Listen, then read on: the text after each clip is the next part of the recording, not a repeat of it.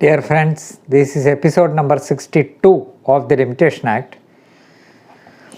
In the last episode, we were dealing with section 29 and I cited one decision of the Supreme Court in 1989 to SEC 613, which is same as AIR 1989 Supreme Court 1477 Lata Kamath versus Vilas.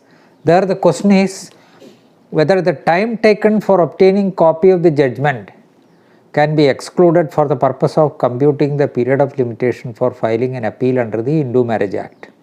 Hindu Marriage Act section 28 provides for an appeal. Period of limitation is 30 days. Suppose the copy is received at the 28th day or even after 30 days. What will the party do? It's very difficult. So the question is, there is no mention in the Hindu Marriage Act about the applicability or otherwise of section 12 of the Limitation Act. Of course, if it is a court, 4 to 24 will automatically apply because 29(2) provides for so. So such interpretations are there, but still there is difficulty because of 29(3). 29(3). That was the difficulty. 29(3) provides, save as otherwise provided any law for the time being in force with respect to marriage and divorce.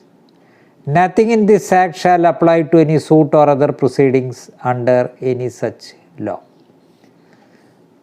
So, marriage and divorce, there are laws. And unless it is otherwise provided, nothing in the Limitation Act will apply to any suit or proceedings. Suit or other proceedings. So, by general application of 29(2), that since it is a court and therefore 4 to 24 of the Limitation Act will automatically apply, all those principles will not apply because of 29(3). Then this question was considered by the court and it was held that the time taken can be excluded for the purpose of computing the period of limitation for filing an appeal under the Hindu Marriage Act. Paragraph 12, I read a portion. The schedule in the Limitation Act does not provide for an appeal under the Hindu Marriage Act, but it is only provided in clause 4 of section 28 of the Hindu Marriage Act. Thus, the limitation provided in clause 4 of 28 is different from the schedule of the Limitation Act.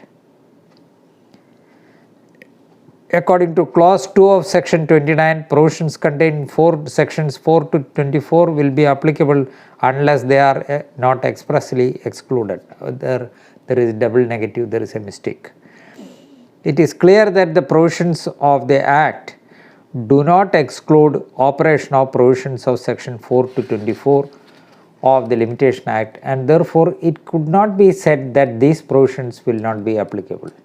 It is therefore clear that to an appeal under section 28 of the Hindu Marriage Act, provisions contained in section 12 clause 2 will be applicable.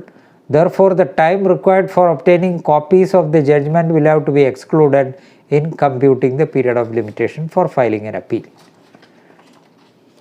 What is 29(3) as such is not considered. It is a court and therefore 29(2) will apply, 4 to 24 automatically applies, and since the Limitation Act schedule does not contain any provision for any provision for an appeal under the Hindu Marriage Act, what will happen? These are all the questions. But if it is a suit or application, in the last episode I said section article 113 and article 137 as the case may be will apply, and then we can interpret it as saying laying down a different period. So the special statute provides for a period, and even if the Limitation Act is silent about it, if it is a suit or application, article 113 and article 137 of the Limitation Act will apply, which provides for a period of limitation, and that will be different from the period in the special statute. But here 29(3) is there. what will happen? We will see the other decisions also.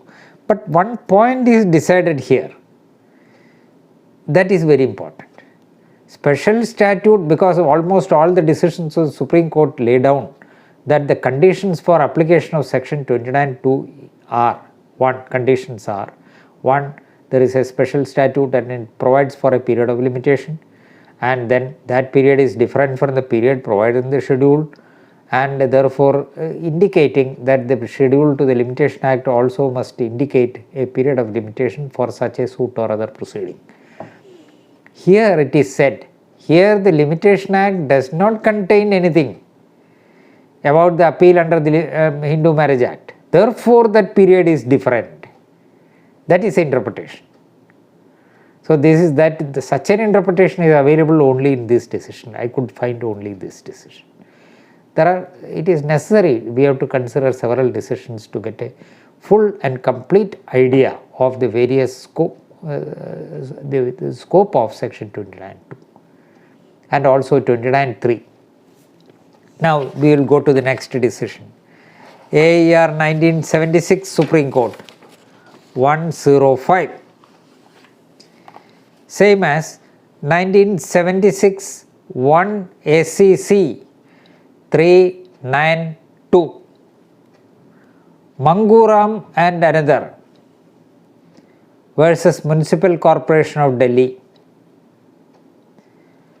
It was special leave to appeal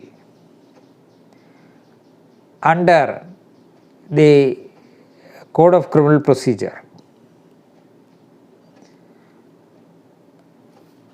An application for special leave to appeal from an order of acquittal is filed after coming into force of the Limitation Act, then section 5 would be available to the applicant. Why? Because section 5 is not there in 29(2), no reference is made in the 1908 Act, whereas under the 1963 Act 4 to 24, which includes 5, is also mentioned. Therefore, after coming into cases arising after 1963, even in respect of an application under 417(4) of the Code of Criminal Procedure for leave to appeal against the order of acquittal, if there is delay, that delay can be condoned under section 5 if the facts disclose that there are sufficient grounds for condoning the delay. You may see paragraph 7, which is a very, very long paragraph. I will read two portions. Section 29, subclause 2, clause B of the Indian Limitation Act specifically excluded the applicability of section 5, that is 1908 Act, while section 29 subsection 2 of the Limitation Act 1963 in clear and unambiguous terms provides for the applicability of section 5, and the ratio of the decision in Kausalya Rani's case can therefore have no application in cases governed by the Limitation Act 1963. So, there is Kausalya Rani's case, which says otherwise, because it was under the 1908 Act the interpretation came. There section 5 is not there in section 29(2), whereas now it is there, includes 4 to 24, includes section 5 also. Since that decision proceeded on the hypothesis that the applicability of section 5 was excluded by reason of section 29(2)(b) of the Indian Limitation Act 1908, then further down, the conclusion is therefore irresistible that in a case where an application for special leave to appeal from an order of acquittal is filed after coming into force of the Limitation Act 1963, section 5 would be available to the applicant, and if he can show that he had sufficient cause for not preferring the application within the time limit of 60 days prescribed in subsection 4 of section 417 CRPC, the application would not be barred, and despite the expiration of the time limit of 60 days, the High Court would have the power to entertain it. This is what is held in that decision. Then there is a division bench decision of the Kerala High Court, which is reported in ILR 2019-2 to Kerala. 2000 ILR 2019 to Kerala 84.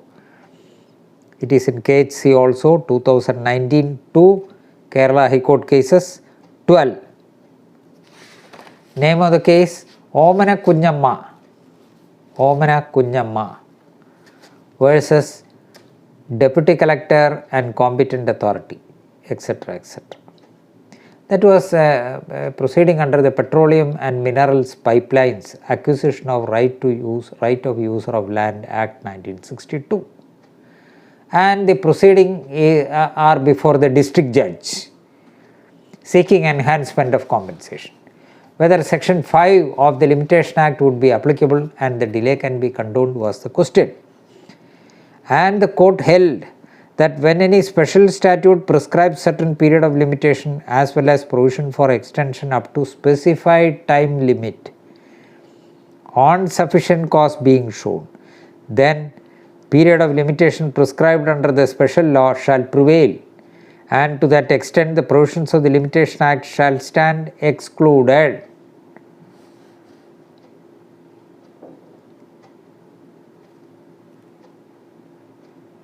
When the special statute provides for a period of limitation, it also provides for extension of that period, and in peremptory words it is said that not beyond that, then the Limitation Act is excluded. There are other decisions of Supreme Court also on that point.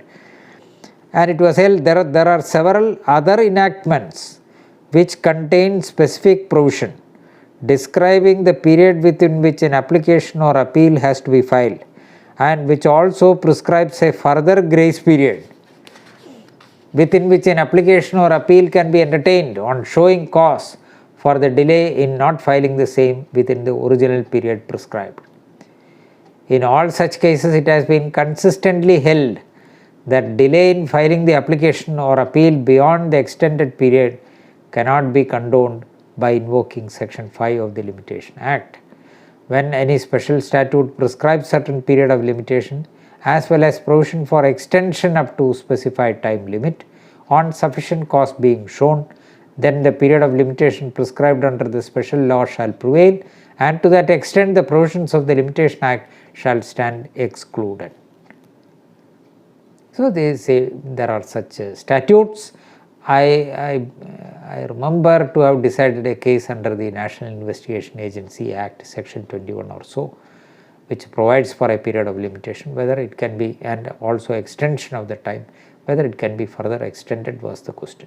This I am saying from memory. I had decided that and said that it is not possible because of the going by the scheme of the act to so. This I not fully remember, this just a vague memory I am having, I am mentioning it.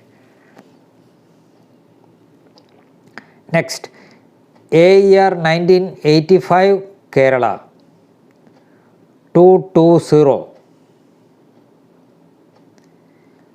same as 1985 KLT 540. It's a full bench decision of the Kerala High Court. Yashoda versus Narayanan. That was under the Hindu Marriage Act.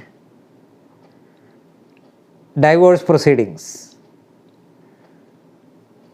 And whether the period of the time required for obtaining copy can be excluded was the question.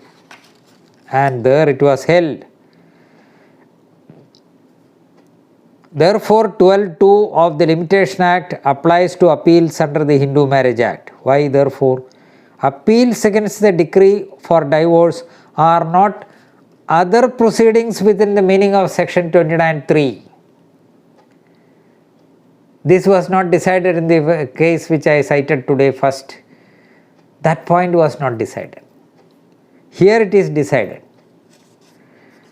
I will read paragraph 12. By providing for appeals in section 28 of the Hindu Marriage Act, the decrees are held to be appealable as decrees of the court made in the exercise of original civil jurisdiction, and the forum for filing such appeal is prescribed by stating that, quote, every such appeal shall lie to the court which appeals ordinarily lie from the decisions of that court, unquote. The appeal under the Hindu Marriage Act is thus a remedy available under the special enactment with all the characteristics of an appeal under the Code of Civil Procedure, and the High Court in appeal has the same jurisdiction and exercises the same power and authority available in respect of every appeal under the code. Moreover, Section 21 of the Marriage Act expressly provides that all proceedings under this Act shall be regulated as far as may be by the Code of Civil Procedure. Order 41 of the Code of Civil Procedure details the procedure for filing an appeal, and the memorandum of appeal has to be accompanied by a copy of the decree. If in an appeal under the code, Section 12 of the Limitation Act will apply, the same result is achieved in an appeal under the Marriage Act as well. See the reasoning of the full bench. In view of the familiar pattern of legislative scheme adopted in Section 28 of the Act, making the decree appealable as decrees of the court made in the exercise of original jurisdiction. So once it is said that this shall be deemed to be a decree which is passed by the civil court, all the incidents which are appended to such a proceeding will be available. This is the interpretation. So it need not say that such and such provisions of the CPC are applicable. Order 41 is applicable. Order 41 Rule 1, which provides for what to accompany the memorandum of appeal, will apply. See, that will be a surplusage. Once it is said in a special statute that the Code of Civil Procedure, that it shall be deemed to be a decree under the Code of Civil Procedure, that with that it carries with that everything else. Para 19. We shall therefore summarize our conclusions. 1. The Hindu Marriage Act provides for the application of the Limitation Act to appeals against the decrees for divorce by treating these decrees as having been made in the exercise of original civil jurisdiction of that court, attracting the provisions of the Code of Civil Procedure as well. 2. As the Limitation Act is thus applicable to proceedings with respect to marriage and divorce under the Hindu Marriage Act, the saving provision in 29(3) of the Limitation Act operates. 3. In any case, appeals against the decree for divorce are not other proceedings within the meaning of 29(3) of the Act and are therefore outside its mischief. It is not held in any Supreme Court judgment. 4. By the conjoined operation of Section 29(2) and 3 of the Limitation Act, Section 4 to 24 of the Limitation Act apply to appeals against decrees for divorce under the Hindu Marriage Act. In the result, we hold that 12(2) of the Limitation Act applies to appeals under the Hindu Marriage Act. So the position has been made very clear by the full bench decision of the Kerala High Court. Then next is AER 1983 Kerala 154. It is also reported in KHC 1983 KHC 122. Cochin Port Trust versus Associated Cotton Traders Limited and others. Cochin Port Trust versus Associated Cotton Traders Limited and others. That was under the Major Port Trust Act 1963. A notice is a must before instituting a suit. And that for the purpose of computation of that period of limitation, that should be excluded, etc., etc., is the point decided. limitation for a suit against the Cochin Port Trust to damages to goods etc. is governed by the special provision in section 120 of the Major Port Trust Act and not by the article in the schedule to the Limitation Act 1963. For this reason, can it be said that 15(2) of the Limitation Act will not govern the computation of limitation for a suit against the Cochin Port Trust? That was the question raised. 15(2) provides for exclusion of the period for say where a notice is necessary or sanction is necessary or previous permission of the government is necessary. Here a notice is a must before filing a suit. Notice period is also provided, and that period whether should be added, that is excluded, so that period also should be added to the period of limitation was the question. There the Limitation Act does not provide for a suit under the Major Port Trust Act. That does not mean that the section 15(2) will not apply, because 29(2) will apply and therefore 15(2) will apply. The answer is found in 29(2) of the Limitation Act 1963. This provision states inter alia thus, so and so, so and so. We have carefully gone through the provisions in the Major Port Trust Act. We are unable to find in the Act any provision expressly excluding the applicability of section 4 to 24 of the Limitation Act 1963. So a suit for damages for which limitation is prescribed in under section 120 of the Major Port Trust Act. It may be that one could draw an inference that the scheme of the Major Port Trust Act and the provisions of 120 of that Act by implication exclude the operation of the provisions of the Limitation Act. But an implied exclusion is not sufficient for the purpose of 29(2) of the Limitation Act. Expressly excluded is the word used. Section 4 to 24 of the Limitation Act would not apply if the exclusion is express. An implied exclusion is not sufficient to exclude the operation of the provisions of the Limitation Act 1963 to a suit of this nature. This is what is held. See, now we have seen, after citing 4 or 5 decisions, we have seen the different colors, different situations they deal with.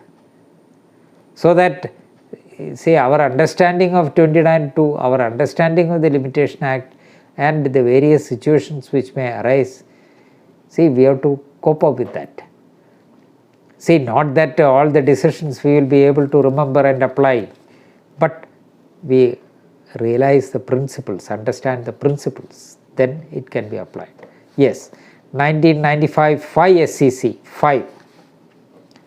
1995 5 SCC 5. Same as AIR 1995 Supreme Court 2272.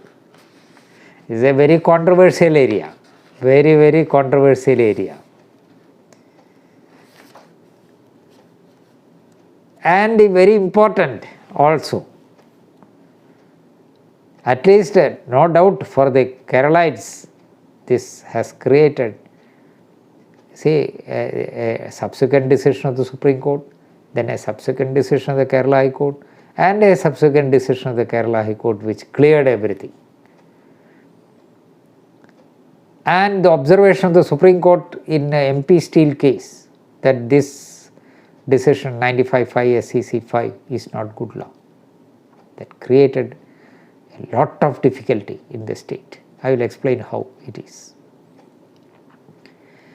The decision, name of the decision is Gopalan versus Abubakar. In some other decisions we find Mukri Gopalan versus Abubakar, or in some other decisions Gopalan versus Abubakar. Mukri, that is house name. That arose under the Kerala Buildings Lease and Rent Control Act. Under 18 of the Act, an appeal is provided. Period of limitation is also provided. There must be, say, the conditions to attract 29(2) are stated in this decision, which is not necessary, we have considered it.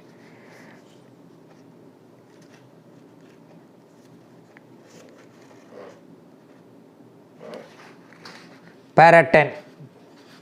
This is overruling a 73 KLT 138 decision, Joaquim Fernandez or something like that. So 73 KLT 138 was overruled in this decision. Supreme Court, 95-5 SEC 5 Supreme Court. Gopalan versus Abubakar. Though it arose from Kerala, it is decided by Supreme Court. Para 10. In the light of the aforesaid analysis, said so many paragraphs which are relevant, paragraphs 10, 14, 15, 22. I will read the conclusion. You may read the reasoning.